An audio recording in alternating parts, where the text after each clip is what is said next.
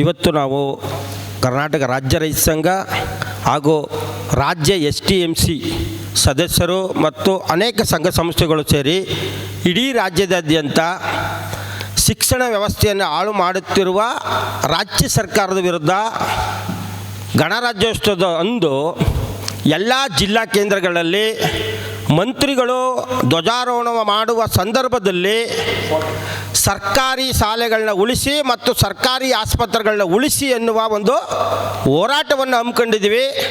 ಈ ನಿಟ್ಟಿನಲ್ಲಿ ರಾಜ್ಯ ಸರ್ಕಾರವನ್ನು ನಾವು ಎಚ್ಚರಿಸ್ತಾ ಇದ್ದೀವಿ. ಕಾರಣ ಇಷ್ಟೇ, ಗ್ರಾಮೀಣ ಭಾಗದಲ್ಲಿ ಶಾಲೆಗಳನ್ನ ಮುಚ್ಚುವಂಥ ಹುನ್ನಾರ ಮತ್ತು PHC ಅಂತ ಏನು ಕರಿತೀವಿ ಆರೋಗ್ಯ ಇಲಾಖೆ 239 ಆರೋಗ್ಯ ಇಲಾಖೆಯನ್ನು ಕೂಡ ಮುಚ್ಚುವಂಥ ಒಂದು ಹುನ್ನಾರವನ್ನು ರಾಜ್ಯ ಸರ್ಕಾರ ಮತ್ತು ಸೆಕ್ರೆಟರಿಯೇಟ್ ಅದಕ್ಕೆ ಸಂಬಂಧಪಟ್ಟವರು ಒಂದು ವ್ಯವಸ್ಥೆಯನ್ನು ಪಿತೂರಿಯನ್ನು ಮಾಡ್ಕೊಂಡಿದ್ದಾರೆ. ಇದರ ಉದ್ದೇಶ ಇಷ್ಟೇ, ಅವರು ಸರ್ಕಾರಿ ಶಾಲೆ ಮತ್ತು ಸರ್ಕಾರಿ ಆಸ್ಪತ್ರೆಗಳ ಮುಚ್ಚುವ ಮುಖಾಂತರ ರಾಜಕಾರಣಿಗಳು ತೆರೆದಿರುವಂಥ ಆಸ್ಪತ್ರೆಗಳು ಶಾಲೆಗಳಿಗೆ ಮಕ್ಕಳನ್ನು ಮತ್ತು ಅನಾರೋಗ್ಯ ಪೀಡಿತ ರೋಗಿಗಳನ್ನ ಸರಬರಾಜು ಮಾಡುವ ಒಂದು ಕೆಲಸವನ್ನು ಮಾಡ್ತಾ ಇದ್ದಾರೆ. ನಮ್ಮ ಸಂವಿಧಾನದಲ್ಲೇ ಇರುವಂತೆ ಆರೋಗ್ಯ ಮತ್ತು ಶಿಕ್ಷಣವನ್ನು ಉಚಿತವಾಗಿ ಕೊಡಬೇಕು, ಮೂಲಭೂತದ ಬೇಸಿಕ್ ಆಗಿರ್ತದೆ ಅದು.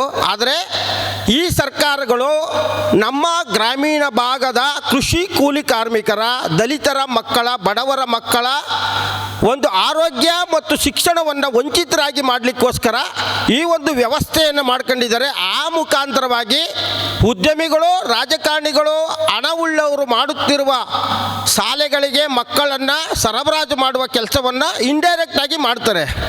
ಯಾವಾಗ ಶಾಲೆಗಳನ್ನ ಮುಚ್ತಾರೆ ಆವಾಗ ಯೂನಿಯನ್ ಆಗಿ ಖಾಸಗಿ ಶಾಲೆಗಳು ಒಂದು ಬೆಲೆಯನ್ನು ನಿಗದಿ ಮಾಡ್ತವೆ. ಒಂದು ವೇಳೆ ಈಗ ಒಂದು PKG LKGಗೆ 25,000 ರೂಪಾಯಿ ಐತೆ.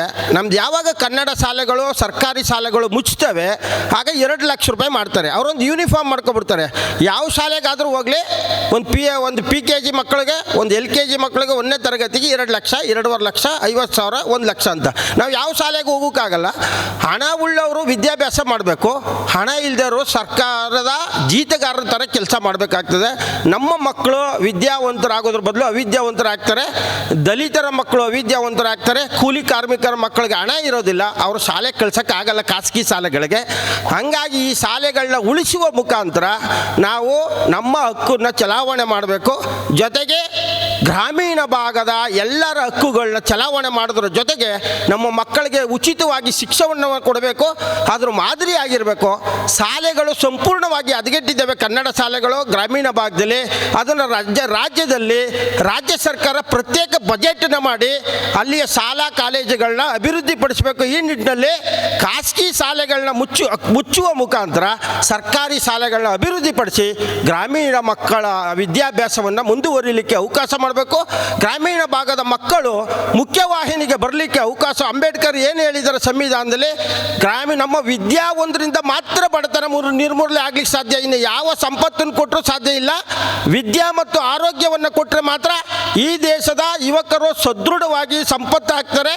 ವಿದ್ಯಾ ಮತ್ತು ಆರೋಗ್ಯ ಇದ್ದರೆ ಎಲ್ಲಿ ಬೇಕಾದರೂ ಇಡೀ ಪ್ರಪಂಚದಲ್ಲಿ ದುಡ್ಕೊಂಡು ತಿನ್ಬೋದು. ಹಂಗಾಗಿ ವಿದ್ಯಾ ಮತ್ತು ಆರೋಗ್ಯಕ್ಕೆ ಉಚಿತವಾಗಿ ಅವಕಾಶವನ್ನು ಮಾಡ್ಕೊಳ್ಬೇಕು. ಈಗಿರ್ತಕ್ಕಂಥ ಆಸ್ಪತ್ರೆಗಳನ್ನ ಗುಣಮಟ್ಟವಾಗಿ ಮಾಡಬೇಕು. ಉಚಿತವಾಗಿ ಆರೋಗ್ಯಕರವಾದಂಥ ಔಷಧೋಪಚಾರವನ್ನು ಮಾಡಬೇಕು. ಒಳ್ಳೆಯ ವಿದ್ಯಾವಂತರ ವೈದ್ಯರನ್ನ ಹಾಕಬೇಕು.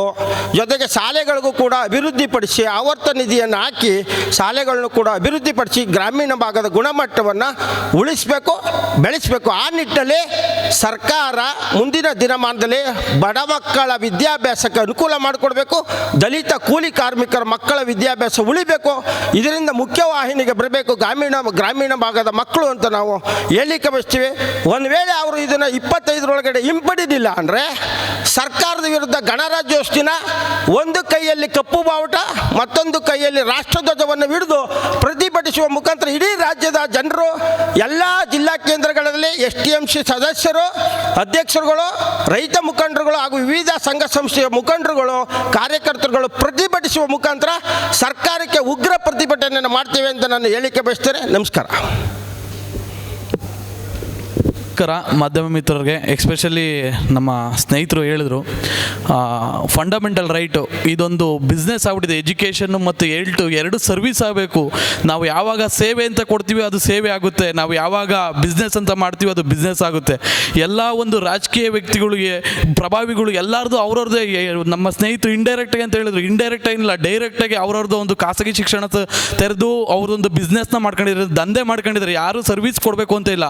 ಮಕ್ಕಳಲ್ಲಿ ನಾವು ಭೇದ ಭಾವ ಮಾಡಬಾರ್ದು ಅಂತ ಹೇಳ್ತೀವಿ, ಬಟ್ ಮಕ್ಕಳನ್ನೇ ನೀನು ಗೌರ್ಮೆಂಟ್ ಸ್ಕೂಲ್ ಹುಡುಗ, ನೀನು ಪ್ರೈವೇಟ್ ಸ್ಕೂಲ್ ಹುಡುಗ, ನೀನು ಈ ಒಂದು ಕಾನ್ವೆಂಟ್ ಹುಡುಗ ಅಥವಾ ನೀನೊಂದು ಲೋಕಲ್ ಸ್ಕೂಲ್ ಹುಡುಗ ಅಂತ ಹೇಳಿ ಈ ಥರ ಭೇದ ಭಾವ ಆಗ್ತಿದೆ. ಸೊ ಈ ನಮ್ಮ ರೇವಣ್ಣ ಅವ್ರು ಹೇಳ್ದಂಗೆ ಒಂದು ಉನ್ನತ ಮಟ್ಟದ ಒಂದು ಶಿಕ್ಷಣ ಕೊಡಬೇಕು. ಅದೇ ರೀತಿ ಎಲ್ಲರೂ ಈಗೊಂದು ಯುವಕರು ಗೋರ್ಮೆಂಟ್ ಕೆಲಸ ಅಂತ ಹೇಗೆ ಸಾಯ್ತಾ ಇದ್ದಾರೆ, ಅದೇ ರೀತಿ ಗೋರ್ಮೆಂಟ್ ಶಾಲೆಯಲ್ಲಿ ಓದೋಕ್ಕೂ ನಮ್ಮ ಒಂದು ಸರ್ಕಾರ ಗೋರ್ಮೆಂಟ್ ಶಾಲೆಯಲ್ಲಿ ಓದಿದ್ರೆ ಮಾತ್ರ ಗೋರ್ಮೆಂಟ್ ಕೆಲಸ ಕೊಡ್ತೀನಿ ಅನ್ನೋ ಒಂದು ಕಾಯ್ದೆ ತರಬೇಕು. ಯಾಕೆ ತರಬಾರ್ದು ಸಾಹೇಬ್ರೆ? ಈಗ ಗೋರ್ಮೆಂಟ್ ಕೆಲಸ ಬೇಕು ಅಂತಾರಲ್ಲ, ಗೋರ್ಮೆಂಟ್ ಕೆಲಸ ಬೇಕು ಅಂದರೆ ನೀವು ಗೋರ್ಮೆಂಟ್ ಸ್ಕೂಲಲ್ಲಿ ಓದಿರಬೇಕು. ಆ ಥರ ಒಂದು ಕಾನೂನು ತಂದರೆ ಎಲ್ಲರೂ ಚೇಂಜಸ್ ಆಗ್ತಾರೆ. ನಾನು ಅವತ್ತು ಹೇಳ್ದಂಗೆ ಎಷ್ಟೋ ಜನ UPSC officer, KPSC officer, doctors, engineers ಪ್ರತಿಯೊಬ್ಬರು ಕೂಡ ಕನ್ನಡ ಮೀಡಿಯಮಿಂದ ಓದಿರೋರು ಇದ್ದಾರೆ, ಅವ್ರು ಸರ್ವಿಸ್ ಮಾಡ್ತಾ ಇದ್ದಾರೆ.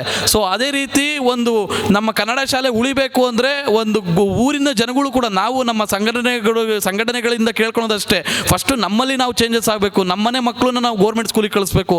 ನಮ್ಮನೆಯಿಂದ ನಾವು ಚೇಂಜಸ್ ಆದರೆ ಸಮಾಜ ಚೇಂಜಸ್ ಆಗುತ್ತೆ.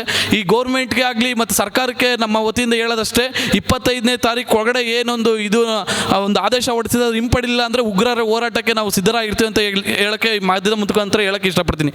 Thank you.